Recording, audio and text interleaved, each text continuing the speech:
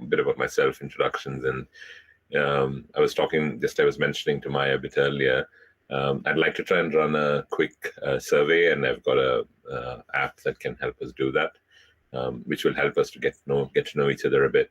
And then the first point I wanted to cover today was the Data Science 101. So as they call it, it's just wanted to bring everyone to the level playing field and make sure that we are all talking about the same data science, right?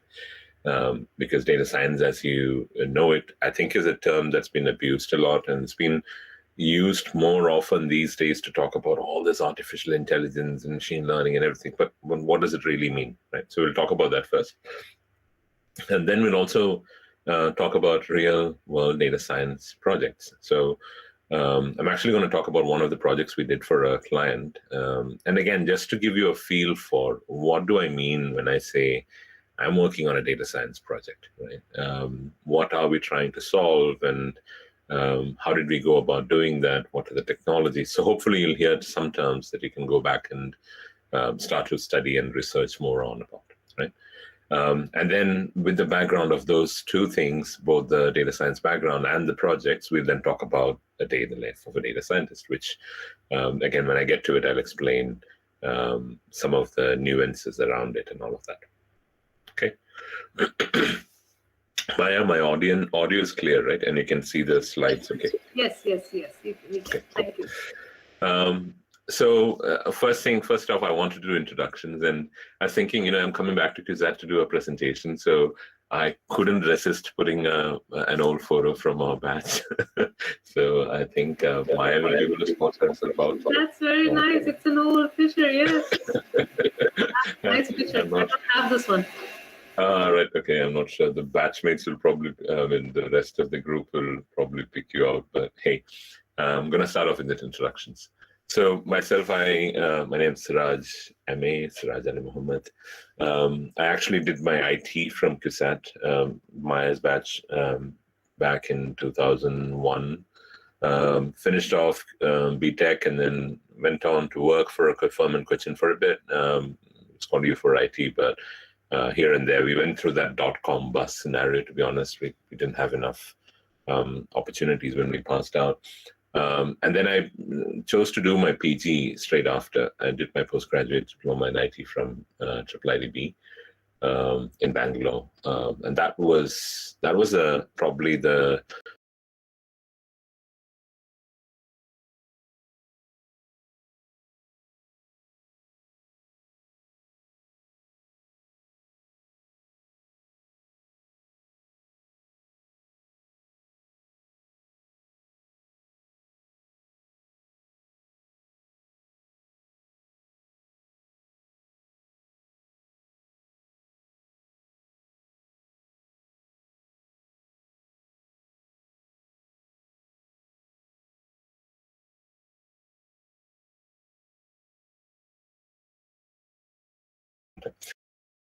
so we were called BI.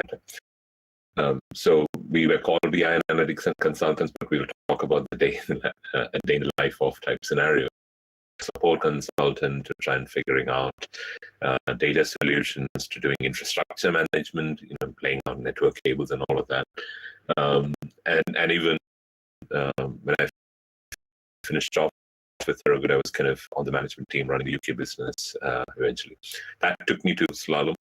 Slalom's a global consultancy. They've been around for about 16, 17 years now, and headquartered in the US, Seattle. And they were opening up their first global office, so to say, in London. And they wanted someone to lead up the BI analytics. And I took that challenge on. And in 5 years, we grew to about 20, 25 people. And the practice was a sort of, what they call a break even, right? So we were able to generate our own income and keep paying the bills and all of that.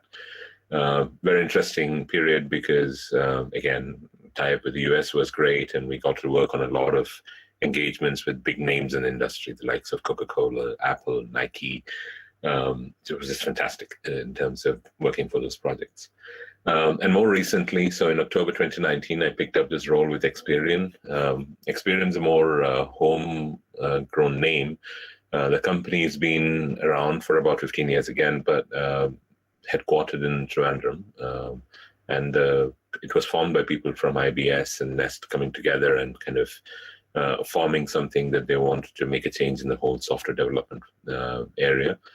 A couple of years ago, the management had made a decision to go around into horizontals and specialize in certain areas, and I came on board to set up the first horizontal practice, as we say it, called data and analytics. And currently, I'm based in London, but I actually do a bit of both, right? So I, pre-COVID, used to travel out quite a lot. We have clients in US, Australia, New Zealand, Middle East. So I take care of data analytics for the company globally, but I'm based out of London most of the time. But I do travel back and forth. So again, come to Kerala very often. Family, I've got 2 kids, wife, Rajita, she is actually working in Kerala at the moment, and kids are going to a school in Tripunithura. So again, because of my travel up and down, I end up coming to Kerala, Kochi, and being there at least half the time of the year, right? Right now we're in the UK. Okay, so it's time for me to hear from you. So here's what I want you to do. I'm going to ask you to take out your smartphones and scan the QR code that's on the left, right? Oh, hang on, I didn't want to do that. So hopefully you can see the QR code. Can you see that? If you can't get the QR code to scan, go on your browser. If you go to vvox.app and key in this ID, that will bring you into this survey as well. Okay, I'm going to open up a poll just to see whether you're all able to get in. The first one's just asking about locations, right? So I just wanted, this is a practice question for us. There's only four for us to go. So let me know if you're able to join in. I can see one of you have come in. Hey, there you go. There's a couple of you.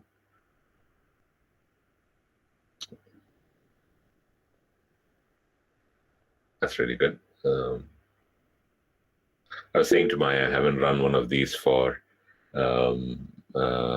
client sessions. I've always wanted to use it.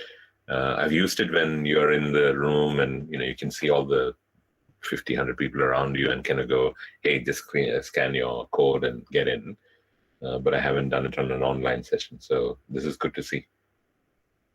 Okay, I've got 6 of you. I'm assuming, I know there's about 18, 20 participants. So we'll try and get to something like 15 and then we'll move on to the next question. And here you go. I can see more. So lots of people from Ernakulam, as you would expect, CUSAT and all of that. I hope you're all staying safe. Shur and Trivandrum, Kozhikode. Oh, there's a couple of out of Kerala too. That's good. There you go. Ernakulam's just trumping up. Yeah, I've got 12 so far. 3 more, and then I'll move on to the next question. Okay. Just, I think you just touch in when you see the answers. You just key in and say yes to it. Yeah. Okay, 2 more. Final 2 more. I think that's what we're going to get. So let's. I'm going to move on to the next one. So, there's one more that came in. Oh, 15. That's good. Okay, majority from Ernakulam. That's what I thought. Right, and then Trivandrum and Thrissur. Okay, good. Good to have you all here. And then I'm going to close this poll and move on to the next question. So I just want to know, what's your primary reason for attending today? I should have also added Maya pushed me to join in, right? Listen and learn, evaluate my knowledge, share opinions, ask questions, or anything else.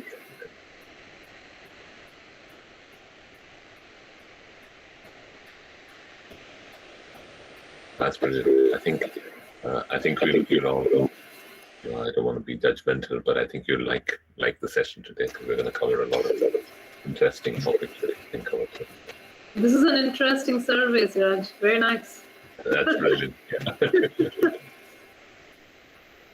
Very good. Very good. And I'm getting more participation as well, which is fantastic. 15 out of 18. Okay, cool. We'll move on to the next question. So most of you are wanting to listen and learn. What are the top outcomes you wanna? Do you have any outcomes from today? So are you looking to develop new skills, to broaden your horizons, to increase your confidence, to learn and discuss new ideas, to meet new people? Maybe, I'm not sure, because if you're all in the same batch, then I don't know. To have a good time, that's definitely something you can do. And again, I believe you can select as many as you want, right? So click away.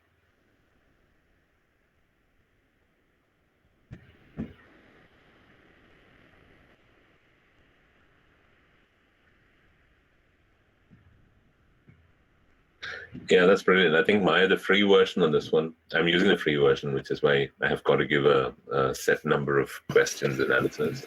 There's a paid version, I believe, which might come in for colleges too, and you can actually get them to answer live. So you get to see. Yeah, this is nice. Yeah, for classes, and they're sleeping away early. Yes. Yeah. Wake up time. Yes. Cool. Okay. And final question. That's good. 15. Most of you are looking for developing skills and broadening horizons. And then the final one. What's your current knowledge of data science or analytics? Again, you're not getting graded on this, so you can actually happily answer.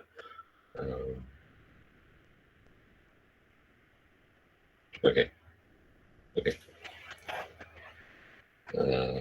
Counting down from 5, 4, 3, 2, 1. Great, thank you. I think that gives me a good picture of where we are. So back to my presentation. First things off, I just wanted to start off with a data science 101, right? So this part of the section, I'm just trying to pull a good understanding broadly about what is data science and what do we mean when we say data science, right? So we'll talk about that. We've just completed the introductions. Here's a map, right? This is a very old map of London. It's probably one of the early stages of people trying to analyze what story the data was telling them. Right? This one's interesting. It was from John Snow back in 1854, when London was going through a very deadly cholera problem. Right, so there was a lot of cases of cholera. And John Snow, what he did was he actually, I don't know if you can see, but he went through and made up all these bar charts on the roads, trying to say, where do you see most of these cholera cases? And so he mapped up all these bar charts on the street as they held through. So which side of the street you were lived on, and then you had those charts. And then that allowed him to track it down to say, actually, the problem, cholera obviously spreads through contaminated water. The problem that was happening was because of this water pump that was right in the middle, right next to where a lot of these people were getting their water from the same pump. And that was, there was a broken sewage next to it, and that's how it was spreading. Is this data science? Right? John Snow's actually used visual representation of data to try and understand what is happening with the case of, with the spread of the epidemic at the time, which was cholera. Right? Here's another one, right? So you've got the Google Maps. Very often when we were back in campus, we would have gone I've just drawn up a map from CUSAT to Kavita Theatre, right? So back in the days, we would have done these very often. Every new movie comes up here and there. We knew roughly we were going to take about 30, 45 minutes probably to get there. But today, I'm sure each of you are kind of, just start picking up your cell phone when you're able to go to theaters and things. You would have looked up that and said, hey, I've got 3 options. I can go via Padivattam or through the main, through Edapalli and things like that. And you know how much it was going to take for each of those. And you're able to do it. Google's using its A-star algorithm, and it's trying to kind of work out what is the best way for you to go from point A to point B. And it's going through that shortest route, but also factors in for the traffic and everything. Again, crunching through a large amount of data. Is that data science? Here's another example. I don't know if all of you use Spotify. I use Spotify quite a lot.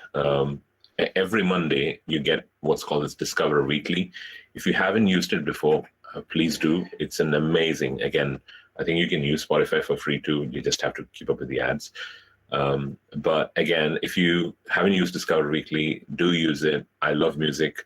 But then what I tend to do is actually listen to the same albums or covers or singles for repeatedly over and over again.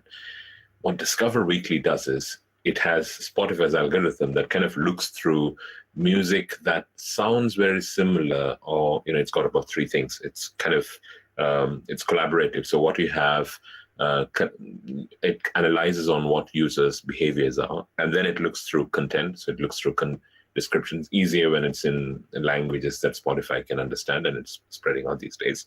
So if you're listening to sad songs or upbeat songs in English, then it kind of know what those lyrics are and the description says, and it's able to work out what's another song that could be similar. And then finally, it kind of breaks down the music to say, well, are you listening to more orchestral type or hip hop or jazz, and is able to categorize all of that and then make recommendations back to you to say, here's some other music that you might like. And it's totally new. So I'm surprised at how Spotify kind of nails these down very well, because occasionally I kind of get these blast from the past type, I haven't heard this for the last 15 years type songs, which Spotify is saying, hey, you might like this. Obviously, it doesn't know that I've listened to it because it used to be in tape recorders and cassettes back in the days. But now it's kind of trying to work out that based on my current likes and dislikes, this music might also fall into the same category of things that I like.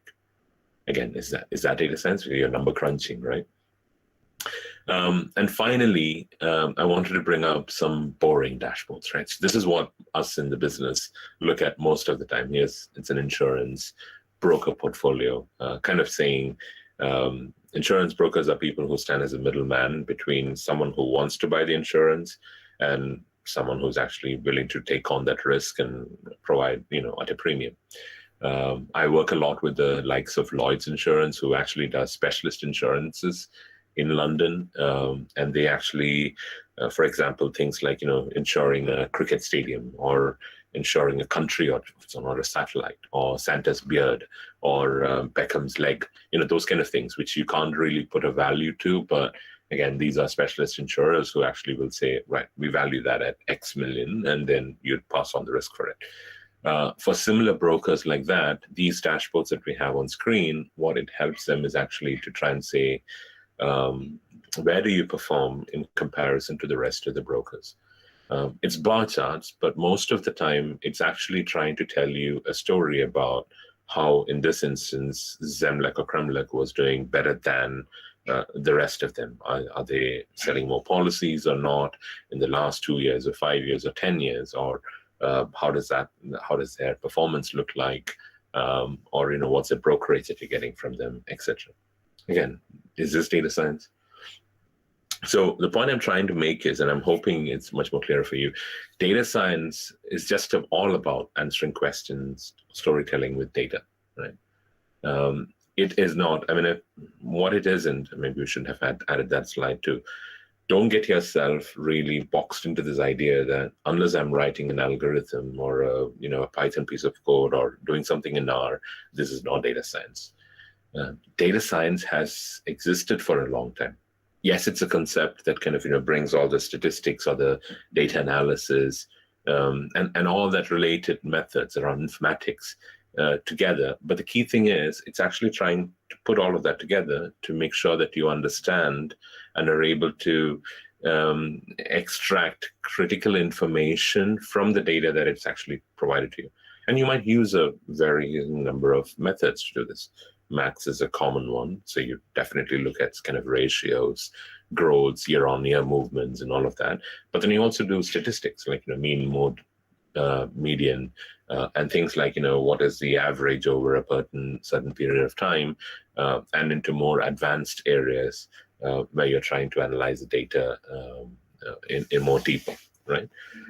So put simply, data science is just a combination of all these different things, and you're trying to answer questions or storytell with data. right? This is what Jon Snow was doing. Google was trying to answer a question about your maps. Spotify was trying to give you more options, or, again, your question on what new music exists with data, and everything that we looked at, right? I mentioned data science has been around for a long time. Yes, it has. This slide I don't intend to go through in a lot of detail.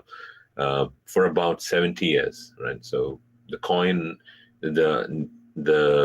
term artificial intelligence was coined back in 1956.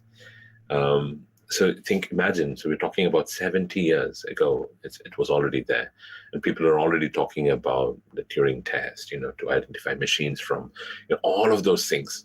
You'll learn a lot about these. Chatbots existed in 1964.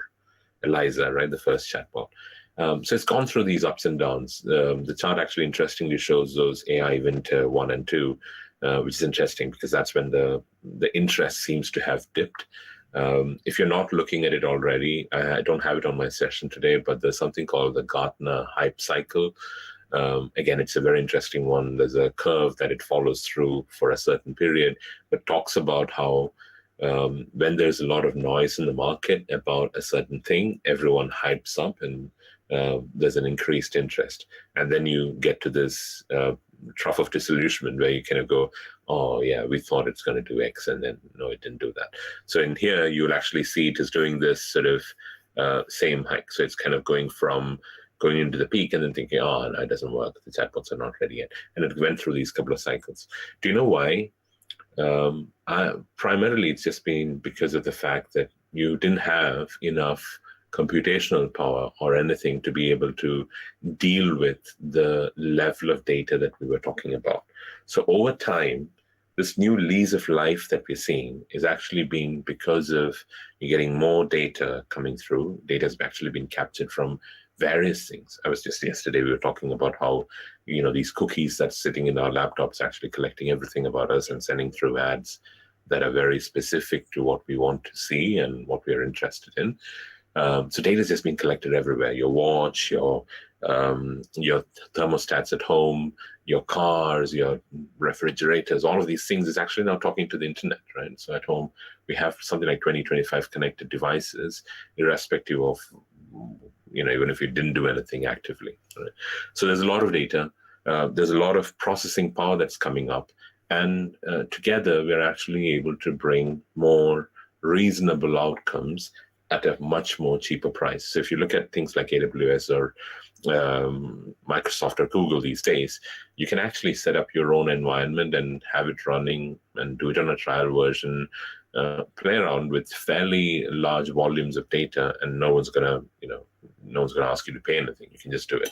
So imagine that. Back in our days when we were doing our engineering, we'd have to go to a computer, what do you call them, a cafe, or I didn't have a computer at my own home when we did computer science, when I did my computer science in my schools, or just about an engineering degrees. So again, from there, we are now gone to a point where there are 4 or 5 different computing devices at home.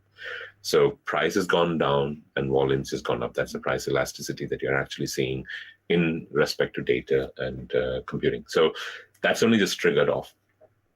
I wanted to kind of show this continuum here, because often people think data science is all about, you're trying to predict the future, right? So you're going to say something that we all don't have any idea about, and this is just going to be the next big thing, right? But if you look at analytics, it actually follows through a continuum over many different types.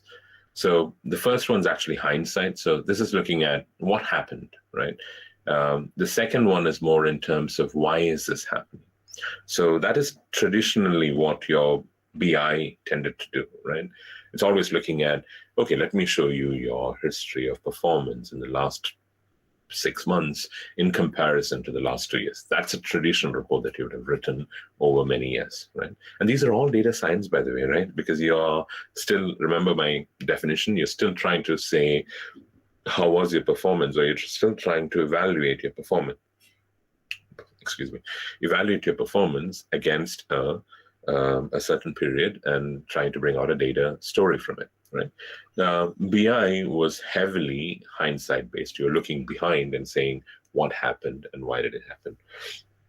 The insight is actually starting from that, why is this happening, to kind of predicting what will happen, right? So your trend is down. For example, if your business trend was down, you're not doing enough sales and your costs are going up, you pretty much can figure that out from the first 2 to 3 months that's happening, because your curve will start to go down and then that trend will dip.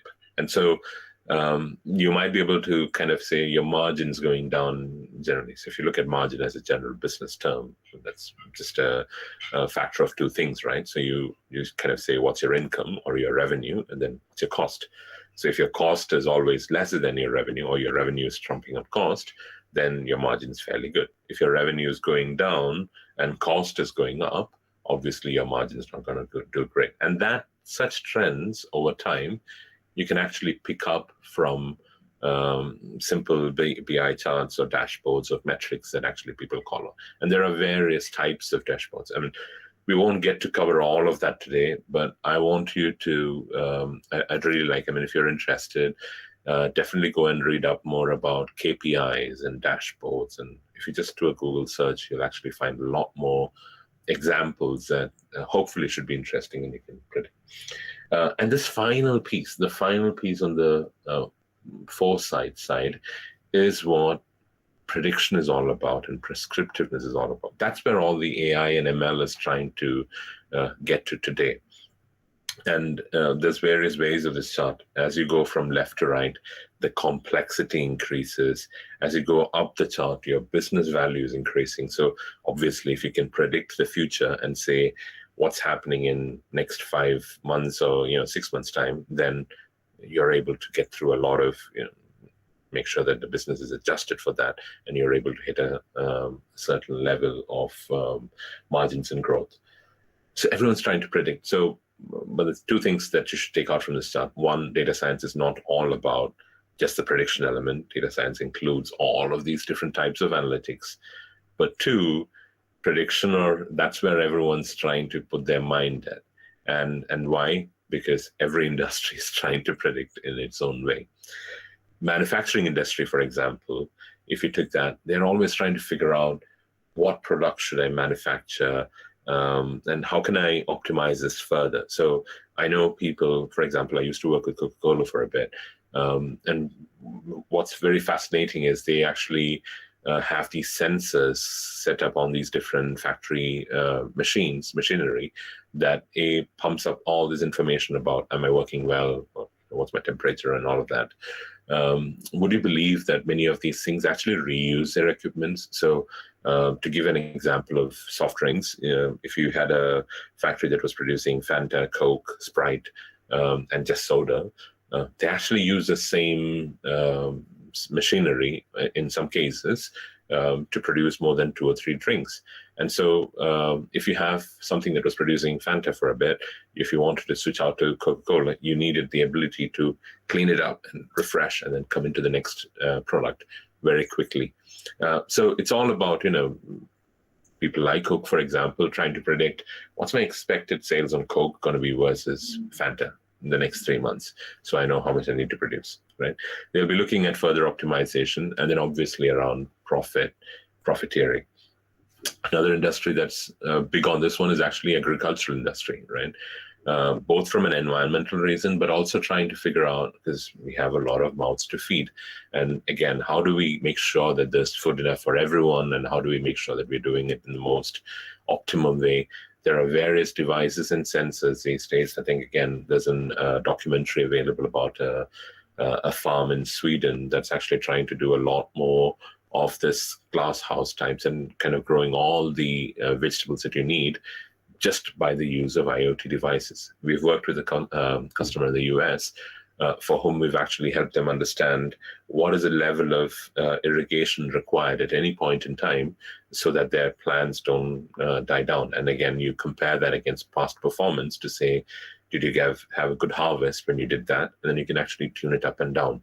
So again, the optimum growing factors, you're able to control that. And then the whole thing around logistics. Do I make something in UK and ship it out to the rest of Europe? Or do I make a glass house or have some sort of a facility somewhere in Europe so that I can produce it locally and then send it out shorter? Again, trying to work out various logistics set of things. From a healthcare perspective, they're trying to work out predictions around diseases and how, for example, if someone's showing up a few symptoms based on what they have done before, how does their future, what are the future illnesses that they could be at risk of, and how can you make sure that they don't hit that, right? There are various services like 23andMe or Thriva in the UK who kind of look at your genetics even and try to predict about what are you likely to be susceptible to, and hence what lifestyle change should you bring about today so that your life is much better over time, right? And think about those medical interventions. And of course, we are all trying to predict this thing right now. As I spoke to Maya at the start of the session, COVID cases in the UK has been much more kind of contained. This is a dashboard that's used in the US and Oregon. But there are various versions. I mean, from a screen print perspective, it didn't work for Kerala, but again, Government of Kerala has also got something very similar that helps us understand where are we in terms of the test positivity rates, and are we going up or down, and how does that compare, etc. And again, we have predictions in terms of when do we think this is all gonna end. All of this is driving that demand for data science. So this chart is something that I picked up yesterday from a website called itjobswatch.co.uk. A lot of people actually go there to try and find the next big jobs. And in the UK, there's a good trend about permanent and contract. So the permanent one is the orange line, permanent roles. So these are like, fixed roles, and you kind of can stay forever if need be. The contract one is where you're on a fixed contract for 3 months to 6 months, or could be even shorter or longer too. But as you can see, if I take the trend for data science, and if I look at that over the period from 2013, so it lasts about 8 years, 2013 to 2021, this is fresh as of yesterday, the increase has only been significant. The only reason we saw the dip in 2020 or 2021 was because of companies saying, well, I'm not sure of whether I want to put in more money there, because it is currently the pandemic means, I don't know if I'm going to make the same amount of revenue or margins as I would expect. And so maybe I need to be a bit cautious. That's all. The interest overall has just continued to increase. And today, if I go into LinkedIn or any other job portal and kind of type in data science, the number of roles that come up is just phenomenal, right? And have you ever thought why? This is the reason why, right? So this is a chart from someone called Matt Tuck. Matt lives in the US, and he kind of goes through every year. He kind of looks at all the different technologies. It's purposefully left very small. But if you want to go out and explore it, look for Matt Tuck. I'm sure I can share these slides through Maya at some point. So, and again, just look for Matt Tuck. You'll see he's actually gone through the pains of kind of calling out the different types of players in the market around each of these areas. So infrastructure-wise, AI and machine intelligence-wise, applications that are in the market, applications that are available in the industry, anything that's open source. These are all free, right? Stuff that you can available.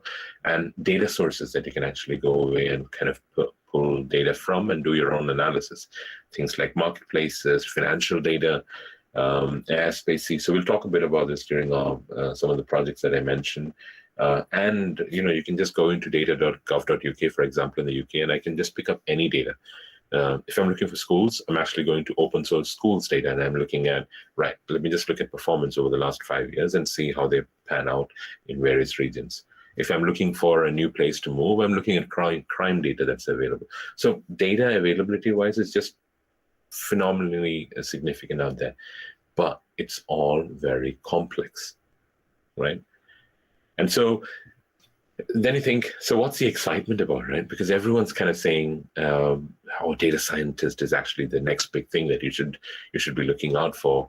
I think back in 4 or 5 years ago, there was even a very controversial statement that came out in newspapers that said, data scientist is the sexiest job of the century types, right? It's all about money. I think people are kind of focusing, but just on this session, I want to draw a picture of reality for a bit and bring up this chart while we're on that topic. Again, same source, itjobswatch.co.uk. But if you look at the chart, the histogram, right? So this is actually showing me a distribution of salaries for data scientists, again, in that last 6 months building up to as of yesterday, right? There is a significant, so obviously there's a peak in the middle. So there's a good chunk of people who get paid fairly well in comparison to a software developer that's fairly high. But then if you look at it, there's also people at the early stages, so somewhere between 18. So these are like, minimum graduate salaries in the UK, till about 45, 50K. And then some people on the far end too. So maybe the point I'm trying to make is when you say there's a lot of money involved, you're probably looking at these, very final area and kind of judging, okay, that's the next big thing that I want to look at, right? But the exciting part is, like I say, companies are looking to innovate rapidly. So this whole thing around everyone's trying to predict, yes, companies are interested in doing that. The whole thing around there's a complexity in terms of the data, tools, etc. And there's a lack of good talent kind of ties up, and that's the reason for the excitement. Now, positioning this whole thing back to you for a second, I just want to say, if you're on board, there are two areas that you really want to look at, right? Definitely the technical area, which is all around everything that you're studying in college these days, from analytics research, operations research, or statistics that you would go through. Machine learning, I'm sure you're learning big data, Hadoop, SAS or R or MATLAB, depending on what technologies you're picking up. These are all very important. I couldn't stress you any bigger. I know S4 means you would have probably finished up your math even, but all of these subjects that you learn back in college is significant. I mean, there's no day that I don't go through without having touched on data structures. Every single day of my last, if I take the last few months even, every single day I'm talking about it on some project or the other, right? So your technical skills are a absolute must-have, and you should make sure that you actually have the skills. But the key thing is the soft skills is also important. So I'm really, pleasantly surprised and very happy for you that you've actually made the time to come in and do these sessions like today. Whether you pick anything out of my data science session or not, this is actually helping you to build the softer skills around you, which is everything around listening, you're learning. A lot of you said you're here to learning new things. You want to communicate with people and then make sure that, you have a point of view. Very often when I go into projects and I'm saying, hey, I found that you have a problem with your one plant that's actually causing a significant productivity decrease across your entire machinery. And you have to be able to persuade your listener to understand what you're talking about and bring them on board with you. Right. So all of these soft skills, problem solving, oh my God. I mean, the number of times that you're given a brand new challenge and kind of looking at it and going, right, how do I convert this into a set of mathematical equations or programming stuff that I can actually write up and then bring it all together and make it in such a way so that it's easier for the business user to understand. And business users often, they're only about thinking about money or performance, and that's what their numbers are on. If I want to give them something that they can fairly easily digest, then I need to shape this up. And so thinking through and defining all of that is just critical. And at the end, I'd also say time management, because everything around team building is important, but unless you're able to manage your own time, you will just see that, well, you just shoot through what was given to you or made available to you, and you end up not being able to complete. So those are the skills. And again, like I said, this is by no means, this is a 2016 survey. This is by no means the end goal of what you are looking to achieve. It's just a kind of pointer. Look for these things. And as I'm sure, by the time we finish the session, there are more things that's coming up. 2-3 years time, by the time when you're going into companies to work, these would have changed even further. But keep this in mind. Don't just focus on one area. Your technical needs to be strong, but your soft skills needs to be strong as well, right? So that's the data science 101. So hopefully that gave you a bit of a feel for what do I mean when I talk about data science, the fact that it's not just the predictive algorithms that we're talking about, but it's also the BI and the John Snow type data visualizations. These are all data science, right? Now I want to talk a bit, like the next 5 minutes or so, a bit about the real world projects. And I'll talk a bit about an employee retention program that we were helping a specialist call center with. It's fairly recent. We've actually just in the final stages of presenting the work back to the customers and kind of selling it internally. Employee churn is actually a very common problem for call centers. So if you think of it, same thing, right? So people ring you up and you're trying to give them an answer solution on the phone or on chat or on forums, etc. That's a call center, right? But what I mean by a specialist call center is, in this particular case, my client is a clinical specialist, right? So they're actually people who understand medicine and background and things. So they have a bunch of doctors or medical professionals calling them for advice, and they would go through a standard set of SOP type documents, to standard operating procedure type documents, and give them advice based on what these call center people might have access to. There's another set of people who actually are something like, suicide helplines and things like that. If you're feeling really down, you're not mentally there, you might want to call and speak to someone. And again, there are people who are trained and skilled in being able to understand, try to understand you and give you that listening ear and make sure that, you get the help that you need. Again, these are specialist roles that you can't just, you can't put any graduate out to that role before. You have to go through a serious level of training.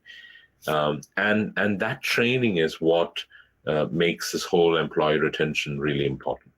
What we find is replacing employees in such specialist call centers is actually quite expensive. Costs about $5,000 to $7,500. Right. These charts are real data from the client that we were looking at, right? So year on year, their headcount growth was kind of on 23%. So if I had 100 people today, I'm actually becoming 123 people in the next year. That type of headcount growth, right? So the only year that they didn't have any growth was the time when they went through that COVID challenges, right? But otherwise, they are having a good growth overall. But they also have about 44% people leaving, right? So these are people who are kind of, for whatever reason, kind of choosing to say, no, this job is not for me, I'm going to leave. If you then talk about all that people who've left in the last 5 years, you're talking about $1.7 million that the company would have paid just in terms of staff replacement. And what we're trying to say is, even a small project like a 25K a project with a few, for a few weeks, we'd be able to build something that will enable them to go back and understand why people are leaving and how they can cover that, right? How they can ensure that they don't leave. The way we went about that solution was actually to sit down with the business and understand what their employee relations are, and basically digest all the historical data about HR, right? How many people do you have in the company? What degrees do they come from? What ethnicity do they have? What's the gender? All of that details around the people, and then try to work out, who do they report to? Who else is there in the family?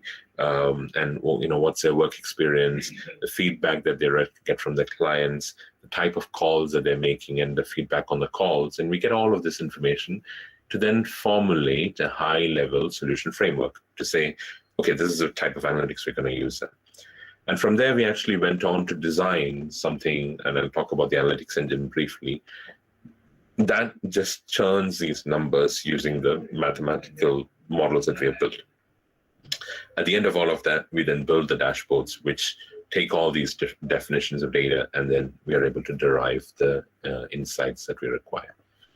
The solution itself was quite simple. So all of the bits on the left existed. So they had their turnover history, they had employee details, and the call data too. which was pushed into a churn database. So we call it a churn database. We pushed that data into a database, and from there used Python and Power BI. I don't know if you're familiar with the tool. It's a tool from Microsoft. If you're not familiar or haven't heard of it, please do go check it out. It's growing in demand very much these days. And I'm sure if you bring it up on your CV, talk to your prospective employer, they will definitely be interested in you. So definitely download Power BI and see how that integrates with the rest of it. But using it, we were able to number crunch and produce some insights. And again, the machine learning models that we created were sitting in Python, and Power BI was just invoking it and pushing it back into the database for us to then consume it in dashboards. I mentioned that analytics engine we built. We broadly followed the CRISP TM data mining methodology. If you haven't come across it, it's again another subject for us to go through in a lot of detail, but I'd encourage you to go and read. But what we're doing there is explained in a few steps. So broadly, CRISP talks about how you should understand the business requirement and then look at the data and then transform the data the way you want it before you go and build. But that build, the analytics modeling side, is what I have tried to explode in the chart below. What we were trying to do is we were trying to say, okay, let's get all the available data that was existing out there, and then we'll process it, make sure that it's in the form that we want. From out of that, we'll actually say, okay, these columns are quite important for us. Telephone number, maybe not, right? And so we'll take that out. But birth date, age, ethnic background, those kind of things we might keep. Gender, degree that they have attained, how long they've been working, year of experience, etc. That we might keep. And then based on all of that, we use various models, like either using AutoML or time series analysis to try and figure out, okay, based on what we know about the employee, how likely are they to leave? So that model will run it, test it against a new set of data that we get, and based on all of that, we're able to give out some outcomes. From a project perspective, what it allowed the client was to kind of go back and say, okay, we can identify employee churn risk much ahead of time. So about 6 months to 3 to 6 months ahead of time, they were able to say, oh, okay, yeah, I've got this employee here. Let's say Siraj, he's very unhappy with what he's doing right now, so he's likely to leave. And so HR was able to intervene and introduce new schemes and have a conversation with that employee to say, well, why is it that you're not finding your place here? And what do we need to do to make it better for you? And have some of these conversations so that they can actually prevent that person from leaving and thus contain the financial impact. What we are hoping to achieve out of this, and this is not an outcome that we've received yet, but we will see this in the next few months, is that hopefully the number of resignations, that number that I showed you right at the start in terms of 44% churn rate, we're hoping that that'll go down. And as a result, we have much happier employees, better job satisfaction, and obviously productivity, right? So that's an example of a real world project that we've done before. And finally, last few slides, I just want to talk about the topic that we came in for, right? A day in the life of a data scientist. A big thing for us so as I was writing this up, I was thought, it's different for different people. I call myself a data scientist, but again, what I do will be significantly different from what a data scientist at Spotify does, for example, or a data scientist at the Highways England kind of, managing the traffic side of things are doing. So everyone does a different thing. And even in my own scenario, the various roles I've played between Thoroughgood to Slalom to Experian now, they are different too, because it kind of varies from one place to another, depending on what the company's objectives are, right? And then even within Experian, I was kind of looking at it and going, well, my week from one week to another is different, right? Because of the types of projects I'm working with and all of that. So days are different, we work on different things, but this particular set of slides that I've put together is actually just my last week, for example, right? And if I look at my last week and say, okay, these are the type of things that I'm working on a day-to-day basis. And there's 3, right? The first one is actually just pure teamwork and communications. You'd be surprised at the amount of time that I spent on various things like, having daily briefings with the project teams, making sure that they are able to understand, we all have a good picture of, where we are on a particular day, and we kind of discuss about what any challenges, if anything, or any blockers that are there, and if people need any kind of support as they go into the next day's job, or whatever they're working on a particular day. COVID's made it interesting. We don't have to be global for project teams to be spread out in different locations. Just like we saw, we have people from everywhere, from Trivandrum to Thrissur or Ernakulam, or even outside Kerala, on this call, right? And if I take project teams, I have customers who I work with in Australia or in US, and these are big global project teams. So last week we had something that we went live with people in California, in Texas, and folks spread around in India because of the COVID challenge. And we were all on a call for quite some time, just trying to get things into production and ready for the client. So it's a common thing. But the big thing is, data science is not the business in all of these scenarios, right? It's just one part of it. So very often we are actually finding that we are speaking to the marketing people, or people who are actually involved with the sales side of things, or the production elements, to try and say, what are you trying to do? Just yesterday, we had an hour and a half session with the chief financial officer of a fintech company, again, trying to understand how is he doing his analysis, because we bring the tech expertise into the call, but the business or the financial expertise sits with the client, right? So we're trying to bring the two together to make sure that we have a good outcome. And then I must admit, sales is, we do a lot of sales, but the moment you say sales, oh, you're a sales guy, oh, I don't want to talk to you, thank you, call me back later, right? That's what we normally say to people. It's not a dirty word though, right? It's all about just trying to understand what is it that your businesses or your clients want, and you're able to serve them with data science or whatever in terms of work. And that can change from one case to another. And I love it because it brings new opportunities to you at all times. So that's a teamwork and comms. The big thing that gets me excited is the data analytics piece. And a big caveat here, if I had all these 4 or 5 projects come in at the same time, I'd have a very happy day. But it doesn't always work the same way. So the first project here that I was talking about is, I had an hour session almost every day last week, working with the technical architects and the user experience guys to kind of work out. We've done a first phase for a fintech and financial advisor solution, and we're kind of going back and saying, well, how will you model the data for, this is working on stock market data in the US, right? How will you model and predict how the growth is going to be for a certain portfolio in the stock market over the next few years, right? So we're working on interesting projects around it. Another one that we're working, again, just gone live, that I mentioned last week, is kind of reviewing the final solution. So this one's a construction engineering company. They build these metal sheets and pipes that goes into various buildings and the likes. So we were kind of building an estimation tool. The tool came in from the software dev guys, but we were kind of allowing them to do comparison between different projects and do a good analysis that way. I know I'm coming up to the hour, just 2 more slides to go through and I'll be done. So we were reviewing the final solution. We were looking at strategies in terms of, for a furniture retailer, we're trying to figure out what products should they stock and what should be dropped out in terms of optimizing their profits, right?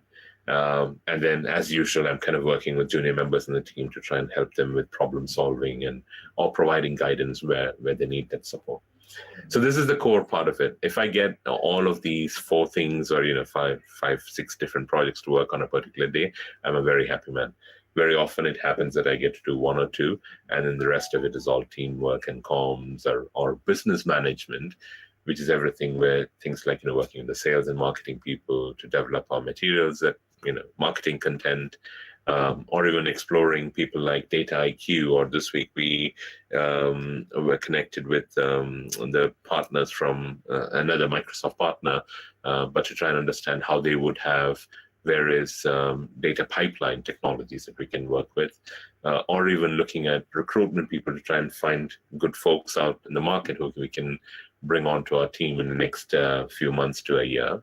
And then there's always, I'm not running this for charity. I have an accountability towards the senior management to say, hey, Siraj, so we started a year and a half ago, where it was just me. And today I've got about 30 people in my team, and we're trying to grow to about 50, 60 people by the end of the year.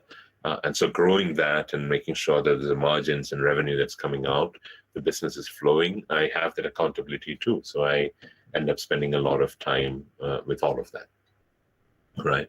So that's my set of slides, Maya. So I just wanted to open up the floor for any questions. I know we said we might not get any, but let's, I'm just going to see if we can switch over to the Chrome and see if there's any questions on, does it come on chat? Okay, yeah. If there's anything, feel free to ask.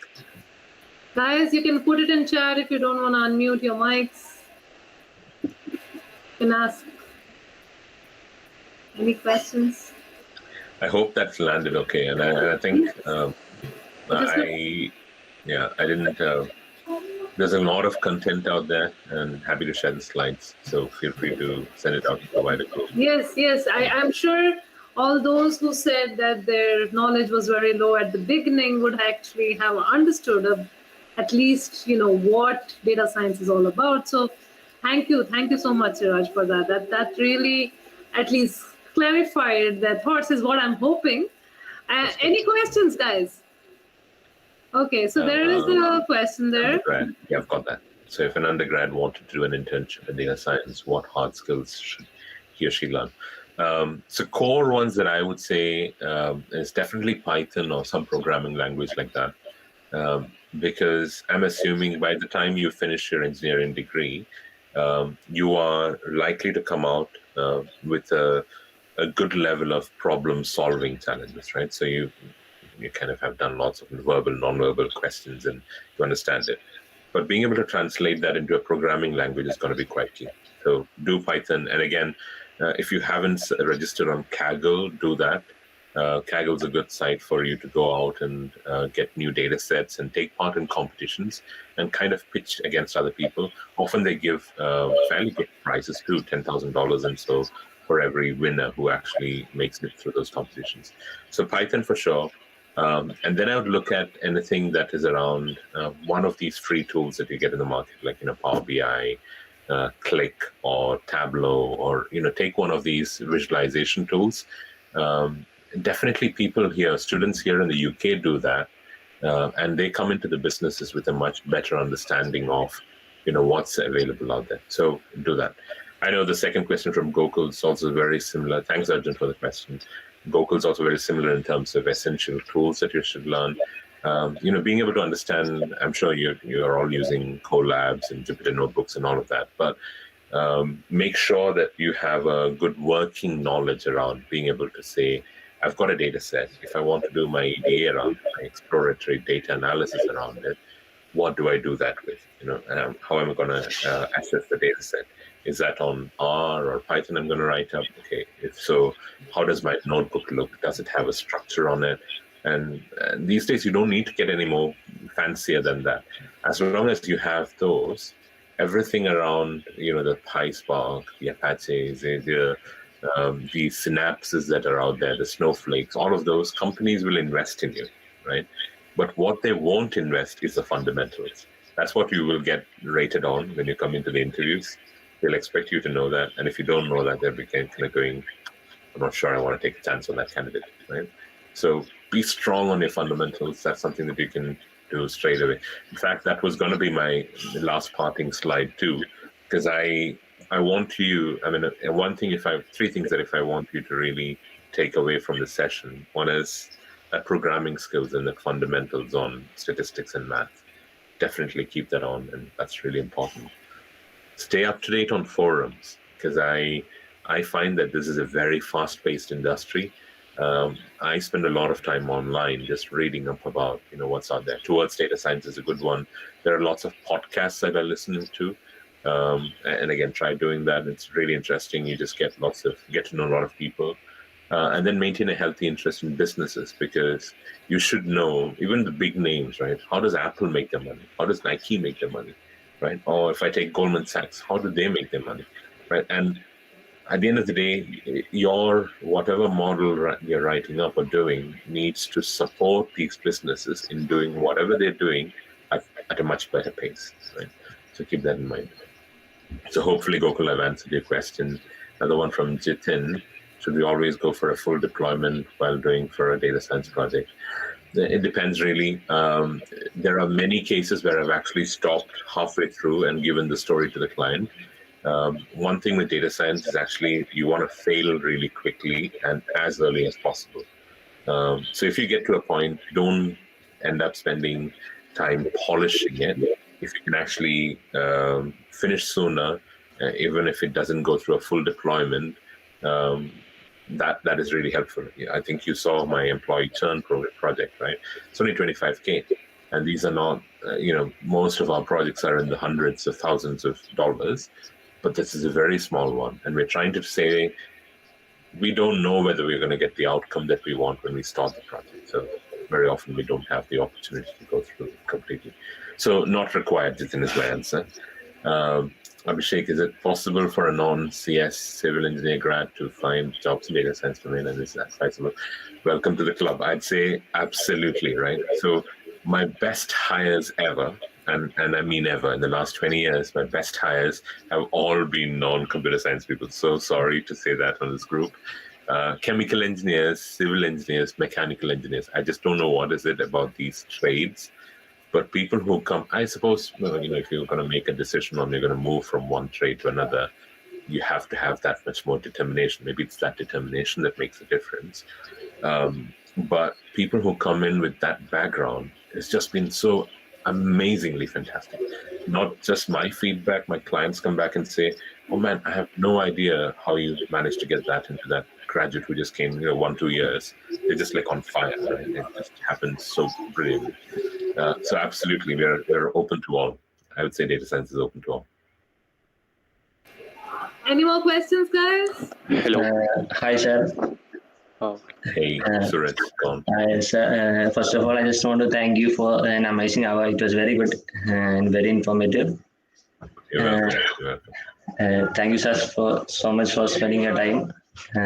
So the question I want to ask was, you have been in this field for so long, so you know what we should do and what we should not do. So Can you give a brief about that? Yeah. So what you should do, definitely learn the fundamentals, follow the programming and everything we talked about.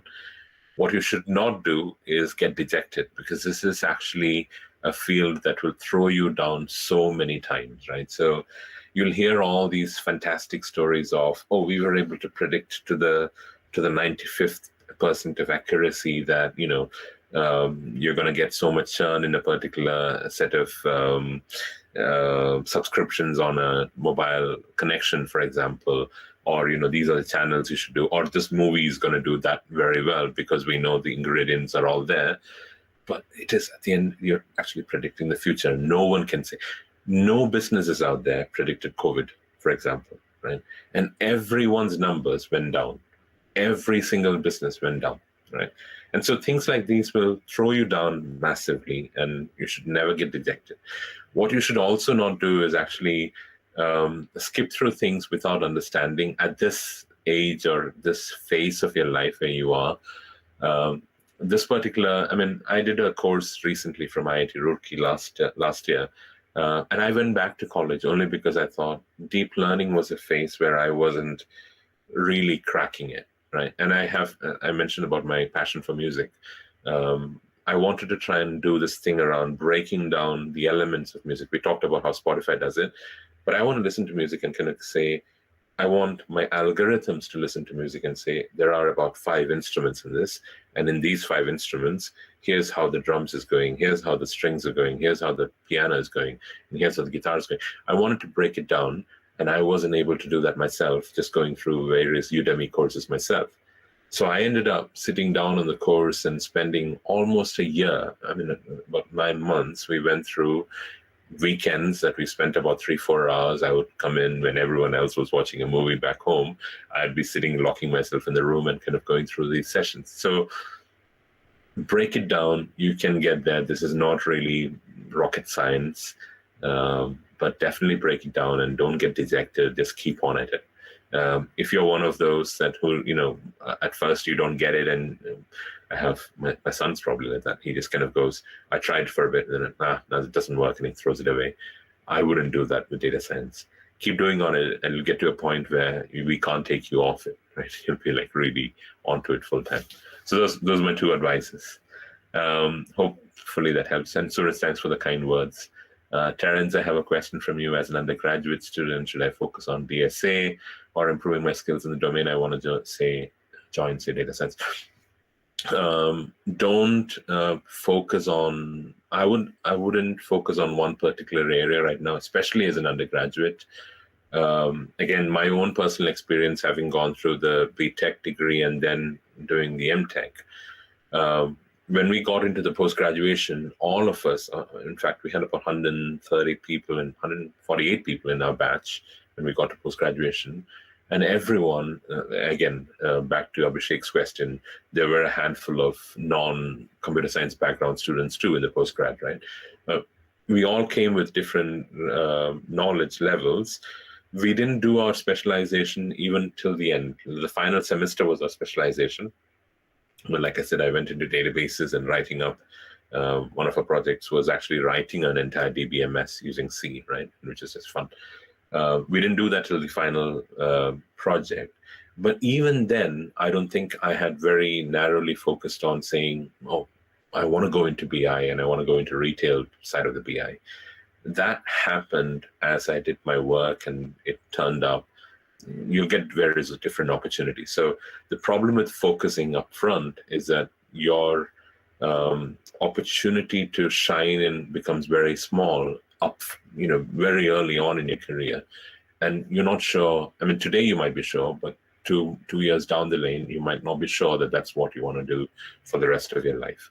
So if I were you, I'd say, keep it as generic as possible, suck up, be the sponge today, right? Suck up as much of things as possible. And over time, when you're doing this on a day-to-day basis, you will naturally come to your core area where you want to focus.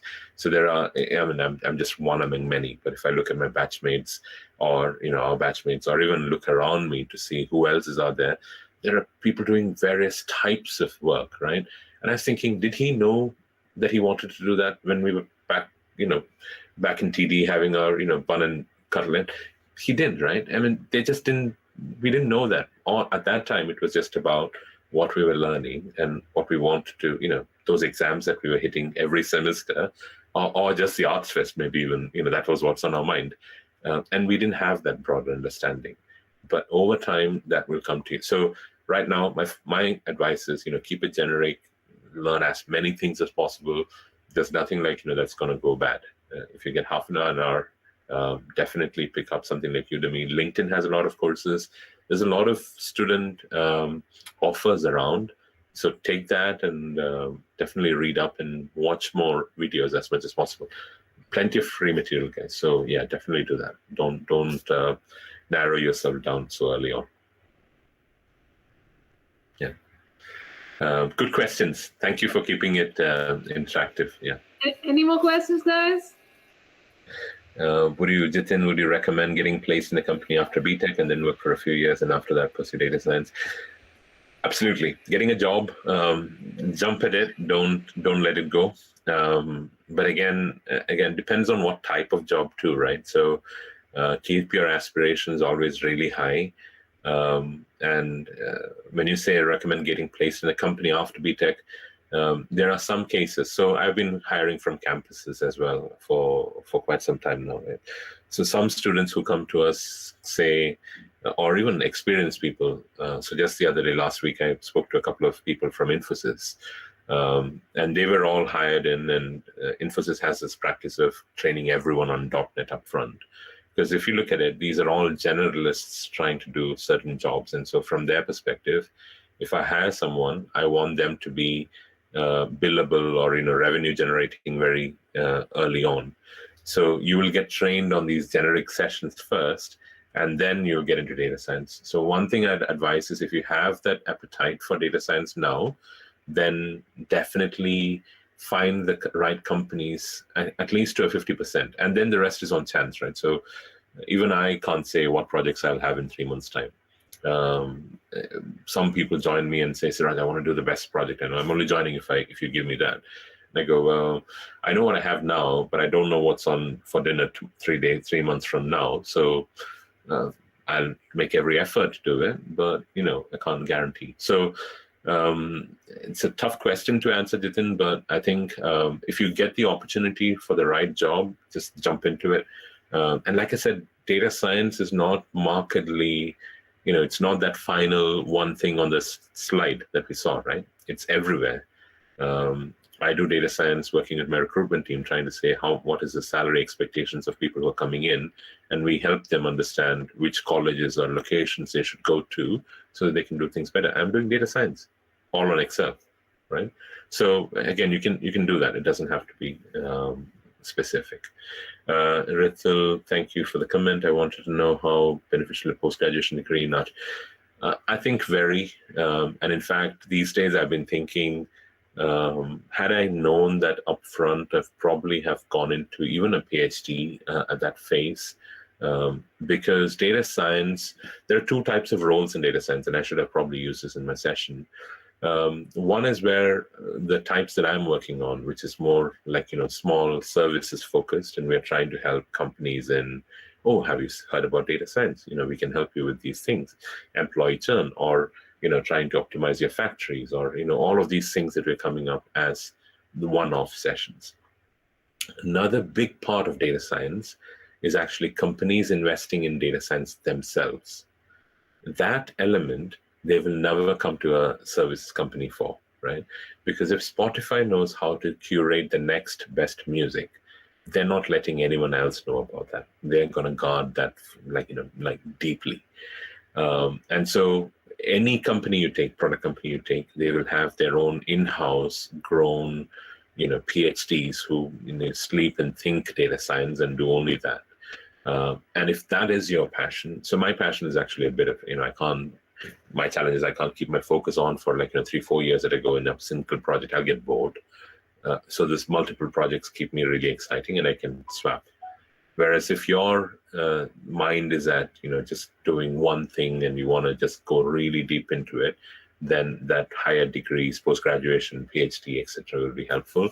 So that's one thing that I think you should try out. And again, there's no harm in making the decision 2-3 years down your career, right? So you jump in to the first job that you get at, and then you realize, because unless you try it, you won't know, right? So try it out, make that call. But I have seen, my experience has been that there is a lot of data science people out there with the post-graduation or even higher degrees, PhDs and the like, more than one PhDs, right? So definitely worth going. Yeah, very good question, and it's something that I missed on my session today.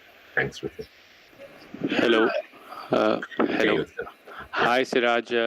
First of all, such a great session, and I guess everyone got to learn a lot. Thank you. My question would be, when you're going on to recruit people for data science, so what are the key skills you look in? What are the most important skills a person should have? Yeah. So we want to see that you're interested in data overall. And so any questions, so we'll do our own, so our process kind of typically starts off with doing a case study, right? So we'll give you a data set and say, here's the problems that I'm expecting to see in that data set. Can you go find it out and then come back to me with a set of recommendations from yourself? So it'll give you access to the data. It'll likely be in the megabytes, touching gigabyte size. And we'll also tell you, till now we've been using a road traffic accident data that we have, and it has accidents data for the last 10 years. And we're telling you, go analyze that data set and tell me, are there hotspots or are there reasons as to why accidents are happening in certain areas more often than others? So, and we'll ask you about 8-9 questions on it. And one thing you want to see is your approach to it. So what answer you come back to me with is irrelevant, right? No two candidates have come back with the same answers. I'll give you this, right? Because they'll all come back with different answers. But the thing to remember is how you go about doing that, how you join your data sets, how you're then going to run, what data analysis are you running on it, and then eventually how did you get to the model that you were running on that data set to try and predict? How did you choose your test versus train data sets, and how did you analyze and finally visualize or even make that case back with me? And again, how persuasive were you on that session to say, Siraj, I think I found the next big thing, and this is what you need to do to try and prevent accidents. All of that is important. So there's no one key skill, but that's why I was saying, back on the skills slide that I shared earlier, that's from 2016. And I was looking at those content and I thought, it's interesting how unknowingly I'm looking at all of that's on there. I'm looking to see how well versed are you with your Python code, right? Did you just copy paste that code from somewhere else and just run it? And you can do that, right? And today you have access to forums. There's nothing stopping you from doing it. But as long as you understand what that code is doing, I have no problem, right? But I want you to understand what it's doing and be able to change and tweak things as you're on it. If you can't do that, then you're not giving me the same value back in for it, right? So it's everything. It's a bunch of everything, Utkarsh. I mean, there is no golden answer to it, but your approach in terms of how you tackle such queries and such challenges will be very relevant. And even if you came back to me and said, and this has happened, one candidate ran it for a week. So for experienced people as well, we do the same thing. We give them the case study and say, spend an hour or two over the next week and see, where you can get at. One candidate came back to me and genuinely said, I had to go live with my existing client, so I just couldn't get any time to work on it. But here's what I had done. And it was so genuine that whatever he had done was absolutely spot on, right?